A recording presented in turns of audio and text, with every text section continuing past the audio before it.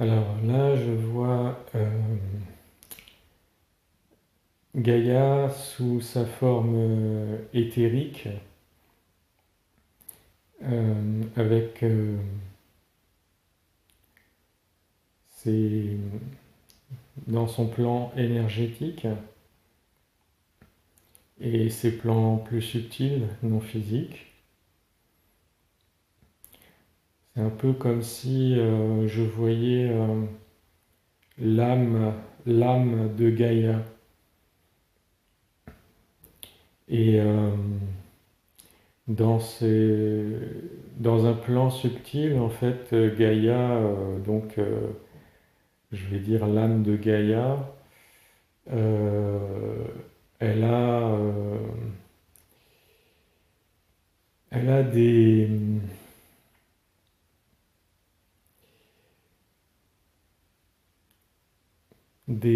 comment dire, il y a d'autres âmes euh, qui correspondent à des planètes, qui sont comme des âmes de sa famille d'âmes. Ce sont des âmes qui sont proches, qui vibrent sur des fréquences proches de celles de l'âme de Gaïa.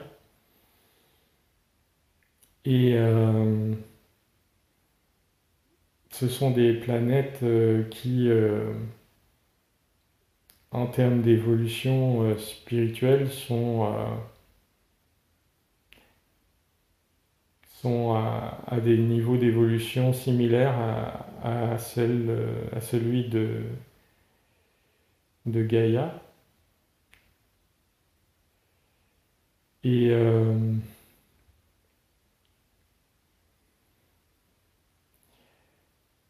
il y a des choix de la même façon que l'âme humaine, avant de s'incarner, va choisir un parcours, euh, un parcours d'âme dans son incarnation, euh, une mission d'incarnation. Les planètes, avant de s'incarner dans la densité, elles ont aussi un choix d'incarnation. Et ce choix d'incarnation, il est comme par exemple, une incarnation humaine, il est programmé avec des interactions qui correspondent à des, euh, très souvent à des membres de la famille d'âme. Et donc Gaïa, euh, en s'incarnant dans la matière à travers la Terre, elle, elle vit des interactions avec notamment des planètes euh, incarnées, en fait, des incarnations d'âmes planétaires qui vibrent euh, sur des plans similaires, des, qui vibrent de façon similaire et qui font partie de l'équivalent d'une famille d'âmes pour Gaïa. Et les interactions qui ont lieu euh, entre Gaïa et ces autres planètes de sa famille d'âmes ne se font pas au niveau énergétique, ne se font pas au niveau physique, mais au niveau énergétique.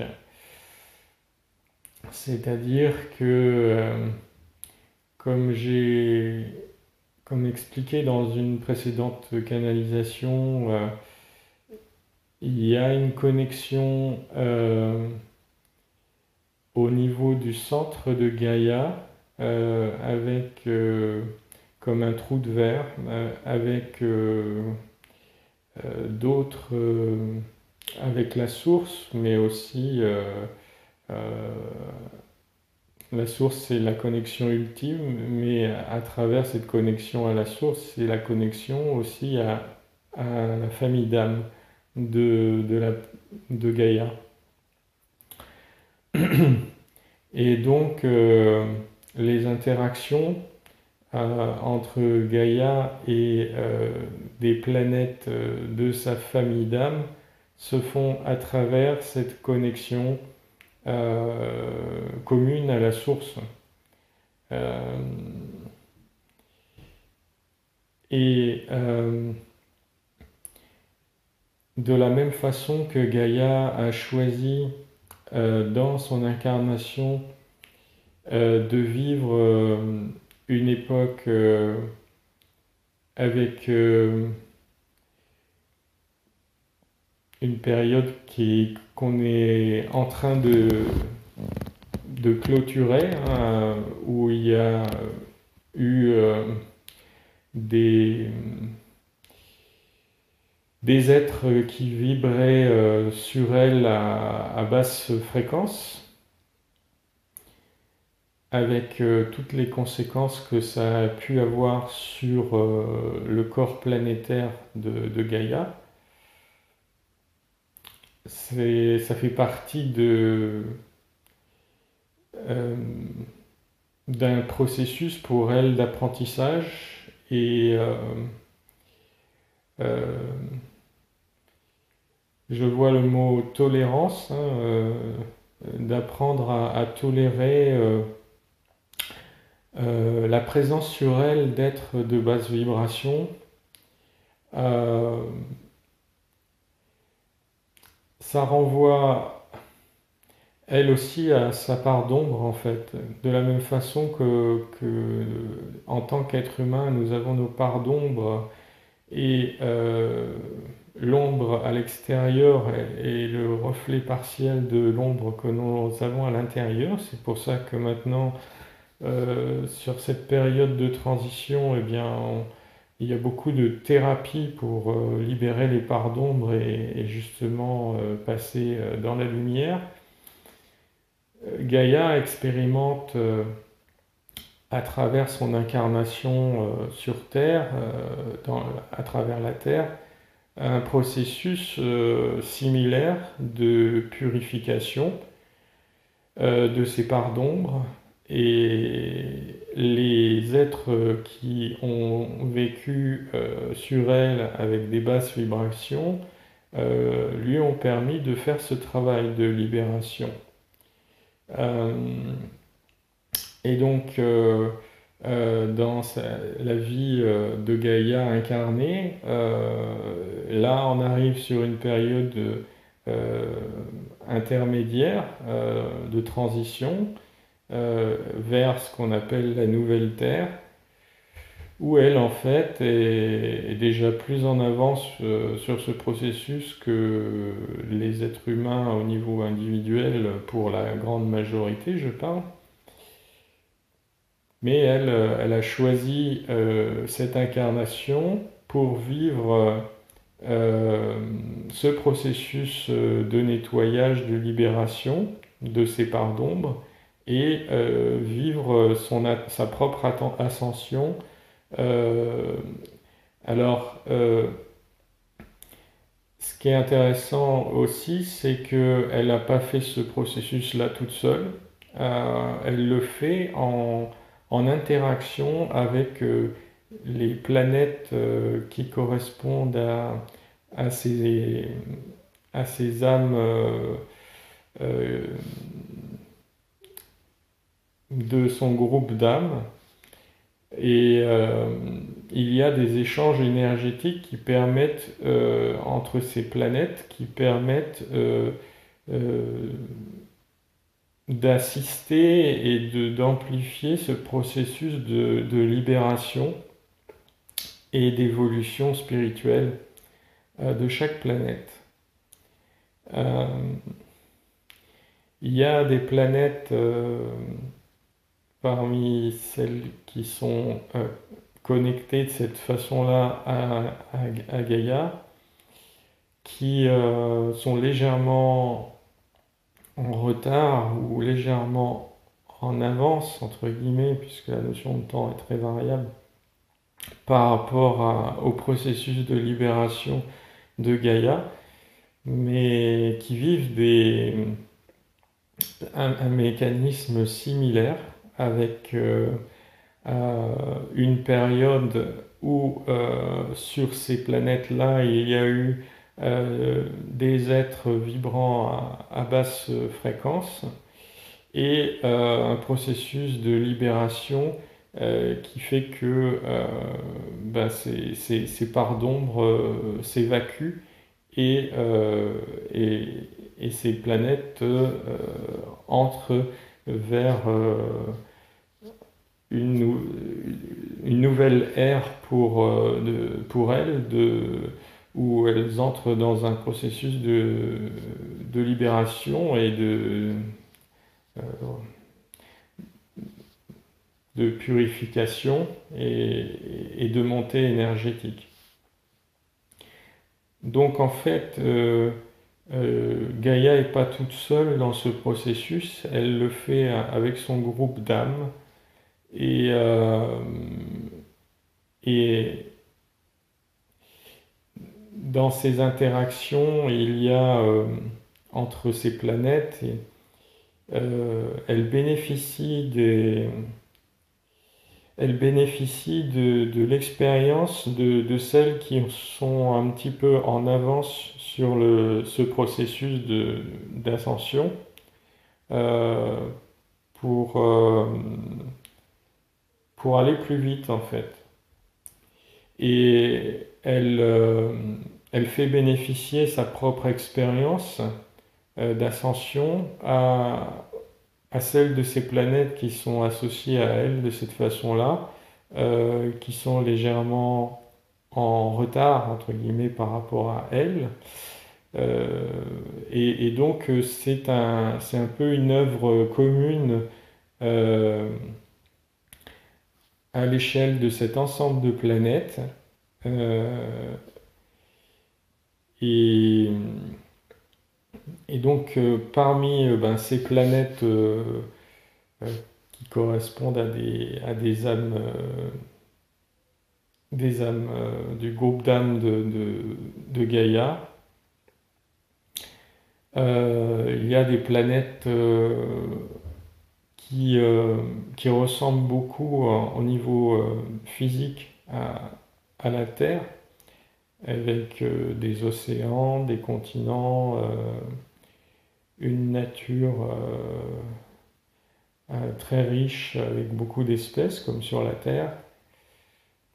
Il y a d'autres planètes qui sont un peu plus simples, en tout cas moins de richesse d'espèces, de variétés d'espèces, mais qui ont en tous les cas des êtres euh, qui ont une évolution comme l'être humain, qui atteignent un certain niveau de conscience. Et parmi ces êtres, entre guillemets, évolués, euh, il y a à un moment donné des êtres qui vibrent quand même sur des fréquences assez basses et qui ensuite, euh, donc ce processus, comme sur la Terre, se met en place pour aller vers une ascension et une montée vibratoire qui inclut aussi, bien sûr, euh, indirectement les êtres qui vivent sur cette planète. Donc l'ascension ne se fait pas exactement de la même façon sur chacune de ces planètes, mais il y a des processus similaires et chacune apprend, euh, apprend sur ce processus à la fois d'autres planètes qui font partie entre guillemets de ce réseau et apprend, enseigne entre guillemets aussi à d'autres planètes de ce réseau pour les aider à avancer sur leur chemin spirituel. Donc en fait, l'unité de conscience qui correspond à l'âme humaine n'a pas une spécificité particulière en termes d'évolution spirituelle, puisqu'on retrouve le même processus, ou en tout cas un processus très similaire à l'échelle planétaire, et ça c'est pas spécifique non plus à l'échelle planétaire. Ce processus d'incarnation et d'évolution et d'ascension se retrouve à d'autres échelles encore, dans l'infiniment grand et l'infiniment petit. Et le processus, donc dans ce processus, il y a un processus de famille d'âmes, d'âmes qui vibrent sur des fréquences similaires, avec leur propre conscience supérieure, qui est donc l'équivalent de l'âme pour simplifier, qui effectivement a un parcours, s'il n'est pas forcément exactement le même, il est très proche.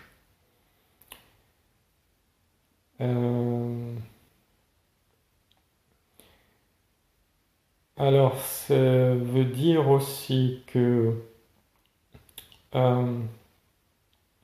de la même façon que pour l'âme humaine,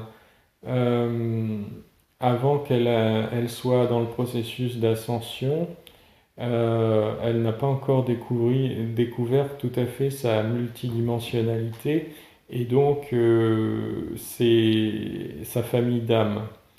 Elle n'est pas encore totalement consciente de ça, mais dans ce processus d'ascension, elle devient consciente de cette famille d'âme. Et pour Gaïa, il y a un processus similaire aussi, c'est-à-dire que elle était dans une partie plus initiale de son incarnation, moins consciente de sa famille d'âme, et plus elle évolue et plus elle est consciente de sa famille d'âme.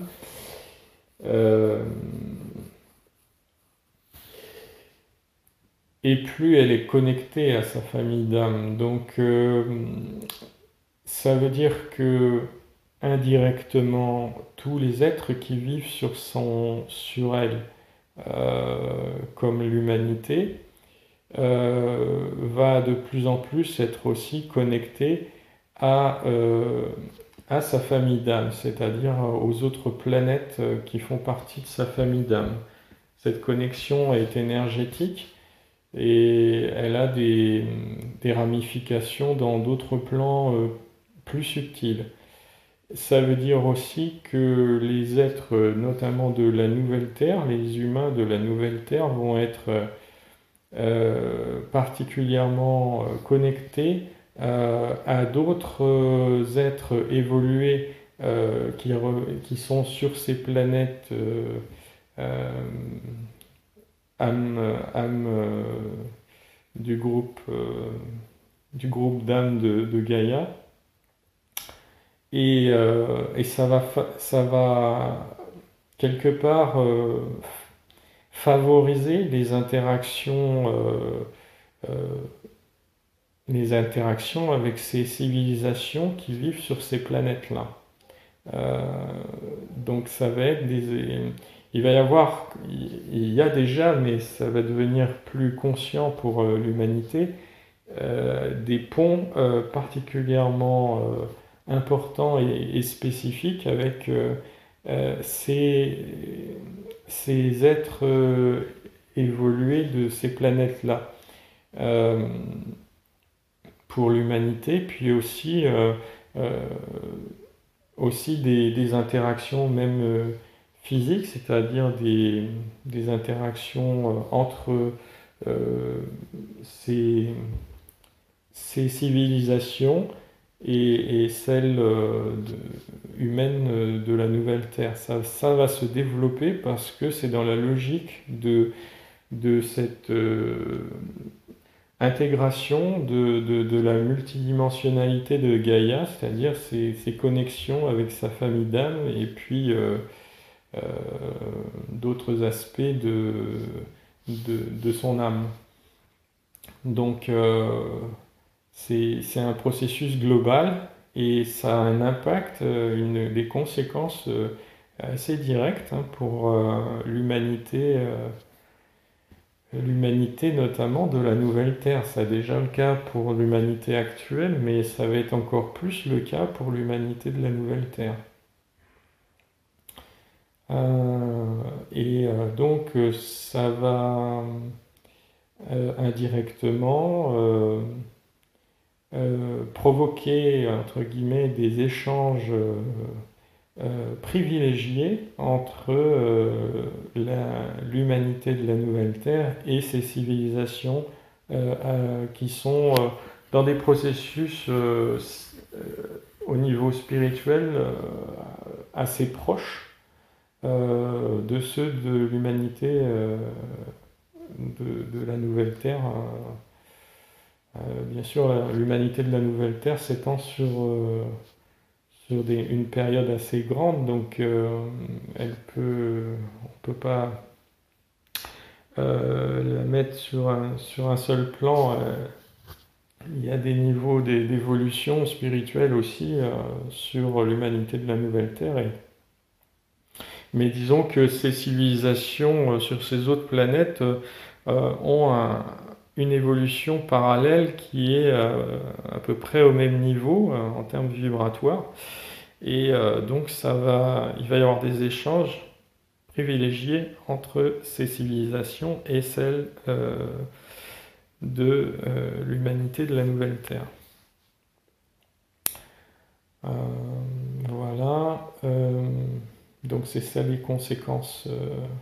C'est les conséquences que notamment que ça. C'est une des multiples conséquences de ce processus d'évolution de Gaïa avec son groupe d'âmes.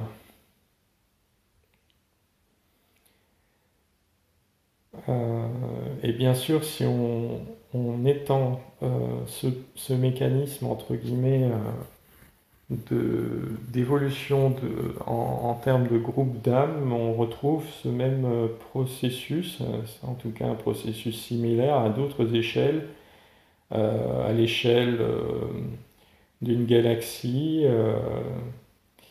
et puis à des échelles microscopiques aussi, hein, de cellulaires, et puis même à des échelles encore plus petites. Il n'y a pas, c'est un processus, ce processus d'évolution par groupe d'âmes est un processus, c'est un peu une loi universelle. Et elle se manifeste d'une manière fractale comme